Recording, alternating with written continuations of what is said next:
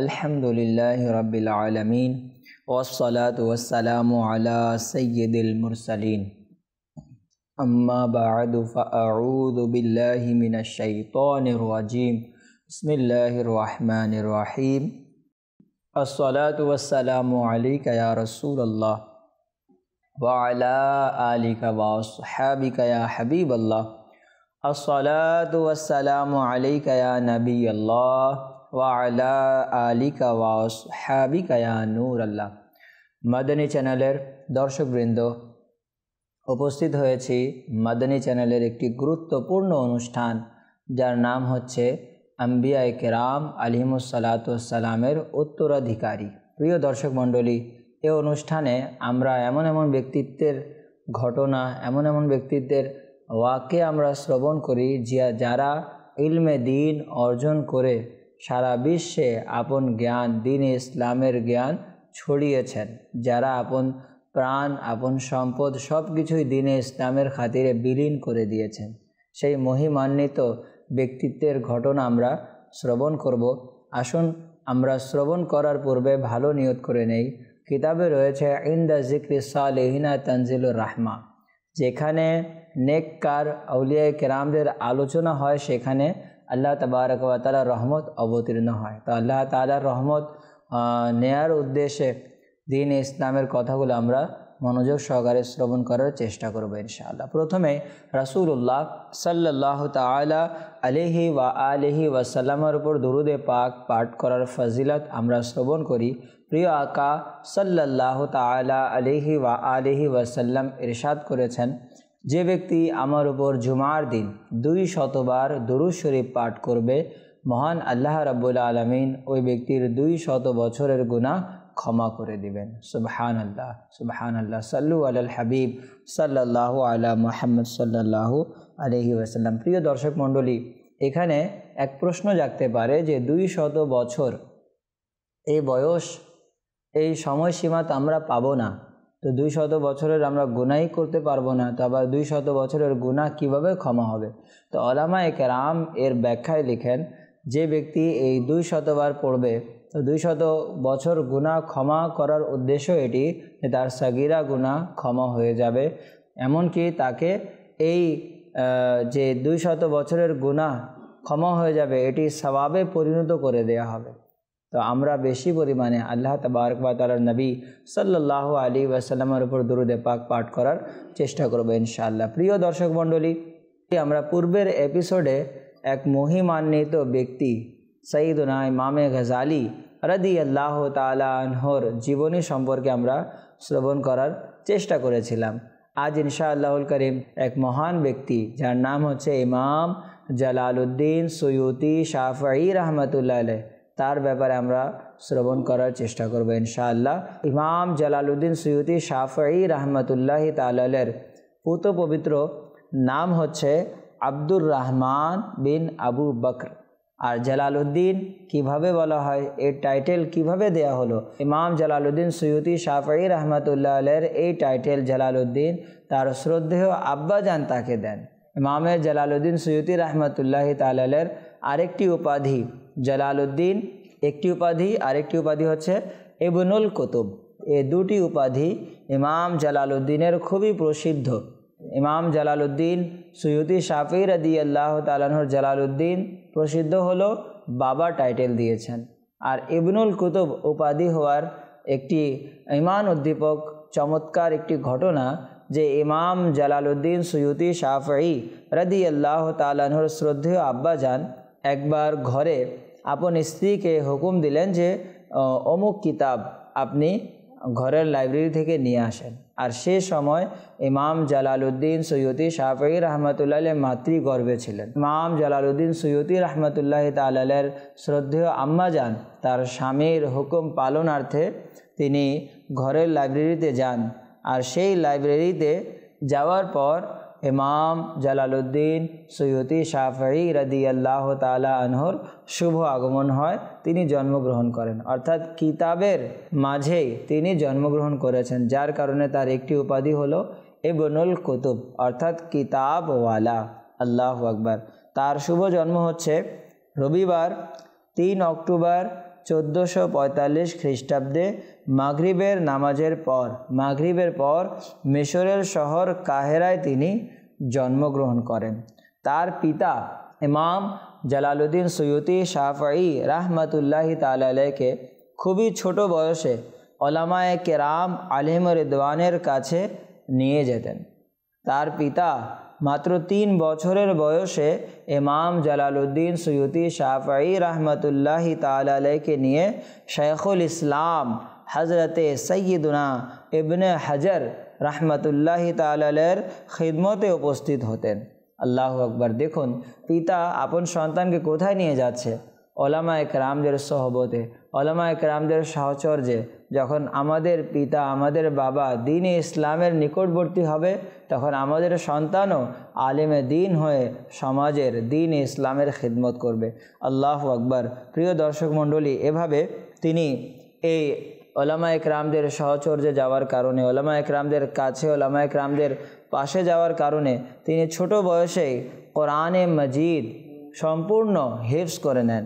এর পাশাপাশি শুধু কোরআনে মজিদ নয়, তিনি কোরআনে পাক হিফজ করার পাশাপাশি কয়েকটি প্রাথমিক কিতাবগুলো, দ্বীন ইসলামের কয়েকটি প্রাথমিক কিতাবগুলো তিনি মুখস্থ তথা হিফজ করে নেন। ইমাম জালালউদ্দিন সুয়ুতি রাহমাতুল্লাহি তাআলা আলাইহি জ্ঞান অর্জনের জন্য বিভিন্ন শহরে বড় বড় ওলামায়ে কেরাম আলিম রিদওয়ানের কাছে গিয়ে তাদের সোহবত নিতেন। আল্লাহু আকবার। প্রিয় দর্শক মণ্ডলী, আজ আমরা দুনিয়াবি শিক্ষা অর্জনের উদ্দেশ্যে সারা বিশ্বে সফর করি, কিন্তু দ্বীনে ইসলামের জ্ঞান অর্জন করার জন্য আমাদের কাছে সময় নেই। কিন্তু আমাদের বুজুর্গানে দ্বীন কেমন ছিলেন যে তারা দ্বীন ইসলামের জ্ঞান অর্জন করার উদ্দেশ্যে শহরে শহরে, এক দেশ থেকে অন্য দেশে তারা সফর করত।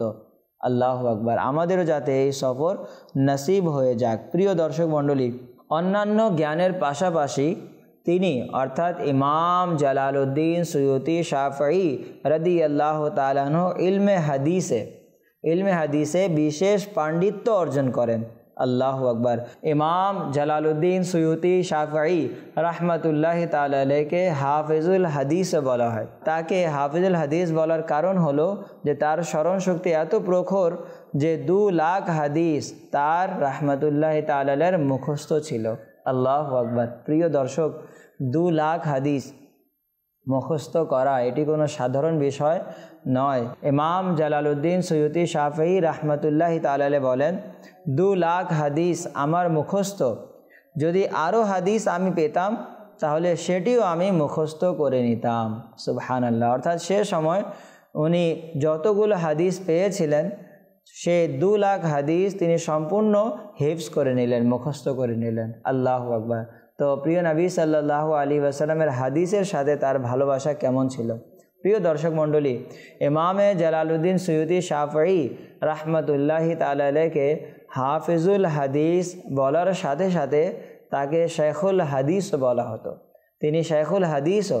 কীভাবে তাকে শাইখুল হাদিস বলা হয়? সাধারণভাবে শাইখুল হাদিস বলা হয় ওই সকল শিক্ষকবৃন্দদেরকে যারা হাদিসের দরস দিয়ে থাকেন, বিশেষ করে সিয়াসিত্তা এবং সিয়াসিত্তার মাঝে যারা বুখারী শরীফের দরস ছাত্রদের দিয়ে থাকেন তাদেরকে বলা হয় শাইখুল হাদিস।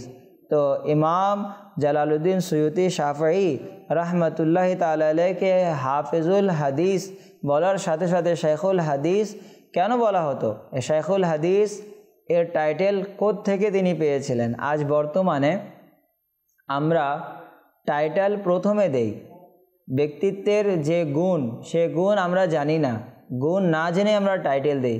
কিন্তু পূর্বেকার জামানায় আগে গুণ দেখা হতো, গুণ অনুযায়ী তাকে টাইটেল দেওয়া হতো। আজ টাইটেল আগে দেওয়া হয়, গুণ পরে দেখা হয়। কিন্তু পূর্বেকার জামানায় আগে গুণ দেখা হতো, এরপরে তাকে টাইটেল দেওয়া হতো। তো ইমামে জালালউদ্দিন সুয়ুতি শাফঈ রাহমাতুল্লাহি তাআলা আলাইহিকে শাইখুল হাদিস বলা হয়। আর এই শাইখুল হাদিসের টাইটেল তিনি থেকে পেয়েছিলেন? আল্লাহু আকবার। প্রিয় দর্শক মণ্ডলী, ইমামে জালালউদ্দিন সুয়ুতি শাফঈ রাহমাতুল্লাহ আলাইহি হাদিস শাস্ত্রের এক গুরুত্বপূর্ণ কিতাব রচনা করেন যার নাম হচ্ছে জামউল জাওয়ামে। এতে তিনি অসংখ্য কিতাবের হাদিস সমূহকে একত্রিত করেন। তিনি রাহমাতুল্লাহি তাআলা আলাইহি বলেন, এক রাতে আমি স্বপ্নযোগে হুজুর পুরনূর রাহমাতুল্লিল আলামিন হযরত মুহাম্মদ মুস্তাফা সাল্লাল্লাহু তাআলা আলাইহি ওয়াসাল্লামের জিয়ারত দ্বারা ধন্য হলাম। আমি রাসূলুল্লাহ সাল্লাল্লাহু তাআলা আলাইহি ওয়াসাল্লামকে বললাম, আমি এ কিতাব জামউল জাওয়ামে রচনা করেছি, আপনি যদি অনুমতি দেন তবে এখান থেকে কিছু হাদিস পড়ে আপনাকে শোনাতাম। তো প্রিয় মুস্তাফা সাল্লাল্লাহু তাআলা আলাইহি ওয়াসাল্লাম ইরশাদ করলেন, শোনাও হে শাইখুল হাদিস। সুবহানাল্লাহ। প্রিয় আকা ইমাম জালালউদ্দিন সুয়ুতি শাফঈকে অনুমতি দিয়ে কি বললেন, শোনাও হে শাইখুল হাদিস। অর্থাৎ এই ইমাম জালালউদ্দিন সুয়ুতি শাফঈ রাহমাতুল্লাহ আলাইহি যে শাইখুল টাইটেল পেলেন, এটি কোনো সাধারণ মানুষের কাছ থেকে নয়, তিনি স্বয়ং সকল নবীদের সরদার হুজুর সাল্লাল্লাহু তাআলা আলাইহি ওয়াসাল্লামের পবিত্র মুখ দ্বারা শুনলেন যে শোনাও হে শাইখুল হাদিস। আল্লাহু আকবার। এই টাইটেল এর ব্যাপারে ইমাম জালালউদ্দিন সুয়ুতি শাফঈ রাহমাতুল্লাহি তাআলা বলেন, যখন রাসূলুল্লাহ সাল্লাল্লাহু তাআলা আলাইহি ওয়াসাল্লামের দরবার থেকে আমি এই টাইটেলটি পেলাম শাইখুল হাদিস, এ উপাধি আমার দৃষ্টিতে দুনিয়া ওয়া মা ফিহা, অর্থাৎ দুনিয়া এবং যা কিছু দুনিয়াতে রয়েছে সকল কিছুর চেয়ে অধিক প্রিয় হচ্ছে রাসূলুল্লাহ সাল্লাল্লাহু আলাইহি ওয়াসাল্লামের এই টাইটেল শাইখুল হাদিস। সুবহানাল্লাহ। প্রিয় দর্শক মণ্ডলী, ইমাম জালালউদ্দিন সুয়ুতি শাফঈ রাহমাতুল্লাহি তাআলা আলাইহির আরেকটি বিশেষত্ব হচ্ছে যে তিনি নবম শতাব্দীর মুজাদ্দিদ। মুজাদ্দিদ কি? মুজাদ্দিদ কাকে বলা হয়? মুজাদ্দিদ বলা হয় ওই সকল ব্যক্তিদেরকে, ওই সকল ব্যক্তিকে, ওই সকল আলেমে দিনকে যারা দিন ইসলামের সঠিক পথকে তুলে ধরে, মুসলমান যারা পথ হারা হয় তাদেরকে নেক রাস্তায় নিয়ে আসে। ইমাম জালালউদ্দিন সুয়ুতি শাফঈ রাহমাতুল্লাহি তাআলা আলাইহির দিনের খিদমতের কারণে তাকে উলামায়ে কেরাম নবম শতাব্দীর মুজাদ্দিদ ঘোষণা করেন। সুবহানাল্লাহ। প্রিয় দর্শক মণ্ডলী, ইমাম জালালউদ্দিন সুয়ুতি শাফঈ রাহমাতুল্লাহি তাআলা আলাইহির ব্যাপারে আমার আকা আলা হযরত ইমাম আহমদ রাজা খান আলাইহি রাহমাতুর রহমান, মোল্লা আলী কারি রাহমাতুল্লাহি তাআলা আলাইহি ছাড়াও আরও অনেকে নিজেদের কিতাবে ইমাম জালালউদ্দিন সুয়ুতি শাফঈ রাহমাতুল্লাহি তাআলা আলাইহিকে মুজাদ্দিদ বলেছেন। আল্লাহু আকবার। আলা হযরত ইমাম আহমদ রাজা খান আলাইহি রাহমাতুর রহমানের খলিফা মালিকুল উলামা হযরতে সৈয়দুনা জাফরউদ্দিন বিহারি রাহমাতুল্লাহি তাআলা আলাইহি হায়াতে আলা হযরত নামক কিতাবে যখন মুজাদ্দিদদের আলোচনা করলেন, তখন নবম হিজরির মুজাদ্দিদ ইমাম জালালউদ্দিন সুয়ুতি শাফঈ রাহমাতুল্লাহি তাআলা আলাইহিকেও গণনা করেন। সুবহানাল্লাহ। প্রিয় দর্শক মণ্ডলী, ইমাম জালালউদ্দিন সুয়ুতি শাফঈ রাহমাতুল্লাহি তাআলা আলাইহির কিতাব রচনা, আল্লাহু আকবার, উসুলে তাফসীরের বিষয় ইমাম জালালউদ্দিন সুয়ুতি শাফঈ রাহমাতুল্লাহি তাআলা আলাইহির এক কিতাব আল ইতকান ফি উলুমিল কুরআন দুটি খণ্ডে মওজুদ রয়েছে। আল্লাহু আকবার। প্রিয় দর্শক মণ্ডলী, এমনইভাবে তিনি রাহমাতুল্লাহি তাআলা আলাইহি হাদিসের মাধ্যমে কোরআনের তাফসীর করেন, যার নাম হচ্ছে তাফসীরে দুররে মনসুর। এমনইভাবে ইমামে জালালউদ্দিন সুয়ুতি রাহমাতুল্লাহি তাআলা আলাইহি কোরআনের আয়াত ও সূরার শানে নুজুল সংক্রান্ত একটি আরবি কিতাব রচনা করেন, যার নাম হচ্ছে লুবাবুন নুকুল ফি আসবাবিন নুজুল। আল্লাহু আকবার। সহিহ বুখারীর একটি শরহ তিনি লিখেন, যার নাম হচ্ছে আত-তাওশীহ। ইমাম জালালউদ্দিন সুয়ুতি রাহমাতুল্লাহি তাআলা আলাইহি সহিহ মুসলিমের একটি শরহ লিখেন, যার নাম হচ্ছে আদ-দাওয়াজ। ইমাম জালালউদ্দিন সুয়ুতি শাফঈ রাহমাতুল্লাহি আলাইহি সিয়াসিত্তার দাউদ শরীফের একটি শরহ লিখেন, যার নাম হচ্ছে মিরকাতুস সুউদ। উসুলে হাদিসে অসংখ্য কিতাব তিনি রচনা করেছেন। তার মধ্যে এক কিতাব যা খুবই প্রসিদ্ধি লাভ করেছে আর মাদ্রাসায় তা পড়ানো হয়, তার পাঠ দেয়া হয়, তার নাম হচ্ছে তাদরিবুর রাবি। প্রিয় দর্শক মণ্ডলী, ইমাম জালালউদ্দিন সুয়ুতি রাহমাতুল্লাহি তাআলা আলাইহি তিনি দিনের কত বড় আলিম ছিলেন। জিনদের ব্যাপারে কোরআন ও হাদিস অনুযায়ী যে কিতাব তিনি রচনা করেন তার নাম হচ্ছে লুকাতুল মিরজান ফি আহকামি জান। ফেরেশতাদের ব্যাপারে তিনি যে কিতাব রচনা করেছেন তার নাম হচ্ছে আল হাওয়াইক মৃত্যুকে নিয়ে, যে আমাদের মৃত্যু আসবে, মৃত্যুর অবস্থা কি, কাল কিয়ামতে কি হবে, কবরে কি হবে, আলম। প্রিয় দর্শক মণ্ডলী, আমরা জানি কি যে দুনিয়া থেকে বিদায় নিব, কবরে যাব। ইমাম জালালউদ্দিন সুয়ুতি শাফঈ রহমতুল্লাহ আলাইহি একটি মৃত্যুর বিষয় নিয়ে তিনি কিতাব লিখেছেন, যার নাম হচ্ছে শারহুস সুদূর। এই শারহুস সুদূরে ইমাম জালালউদ্দিন সুয়ুতি রহমতুল্লাহ আলাইহি লেখেন যে আলম আমরা রয়েছে, আলমে দুনিয়া, তিনি সেটিতে লিখেন যে আলম হচ্ছে 5 প্রকার। মানুষের যে আলম উদ্দেশ্য দুনিয়া। তো মানুষের আলম কয়টি? 5টি। নাম্বার 1 আলমে আরওয়াহ, নাম্বার 2 আলমে দুনিয়া, নাম্বার 3 আলমে বরজখ, নাম্বার 4 আলমে হাশর এবং নাম্বার 5 আলমে আখিরাত। আলমে আরওয়াহ থেকে আলমে দুনিয়ায় আসার মাধ্যম হচ্ছেন পিতামাতা। আলমে দুনিয়া থেকে আলমে বরজখে যাওয়ার মাধ্যম হচ্ছে মৃত্যু। আলমে বরজখ থেকে আলমে হাশরে যাওয়ার মাধ্যম হচ্ছে ইসরাফিল আলাইহিস সালাতু ওয়াস সালামের ফুৎকার দেয়া। আলমে হাশর থেকে আলমে আখিরাতে যাওয়ার মাধ্যম হচ্ছে ঈমান এবং কুফর।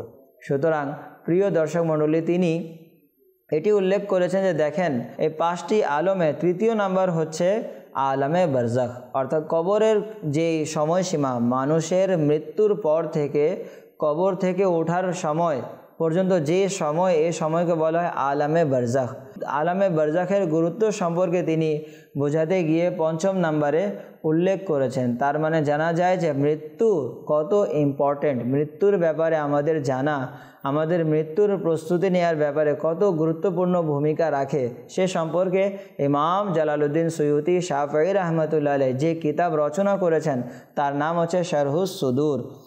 শুধু তাই নয়, ইমাম জালালউদ্দিন সুয়ুতি শাফঈ রহমতুল্লাহি তাআলা আলাইহির অসংখ্য বিশেষত্বের মাঝে একটি বিশেষত্ব এ যে ইমাম জালালউদ্দিন সুয়ুতি শাফঈ রহমতুল্লাহ আলাইহি নবী পাক সাহেবে লাওলাক সাল্লাল্লাহু তাআলা আলাইহি ওয়াসাল্লামের 75 বার জিয়ারত দ্বারা ধন্য হন। সুবহানাল্লাহ। প্রিয় দর্শক, আলা হযরত রাহমাতুল্লাহি তাআলা আলাইহি ফতোয়া রাজাভিয়ায় ইমাম জালালউদ্দিন সুয়ুতি শাফঈ রহমতুল্লাহি তাআলা আলাইহির উপাধি আলকাব এভাবে বর্ণনা করেন, খাদিমে হুফাজুল হাদিস, ইমামে জলিল, জালালে মিল্লাউদ্দিন সুয়ুতি রহমতুল্লাহি তাআলা আলাইহি 50 বার হুজুর আনওয়ার সাল্লাল্লাহু আলাইহি ওয়াসাল্লামের জিয়ারত দ্বারা ধন্য হন। আল্লাহু আকবার। এই মহিমান্বিত ব্যক্তির ওয়াফাত 19 জামাদাল উখরা 911 হিজরি জুমার দিন 15 অক্টোবর 1505 খ্রিস্টাব্দে নীল নদীর কিনারায় অবস্থিত রওজাতুল মিকিয়াস নামক জায়গায় ইন্তেকাল করেন, আর মিশরের শহর কাহেরায় তাকে দাফন করা হয়।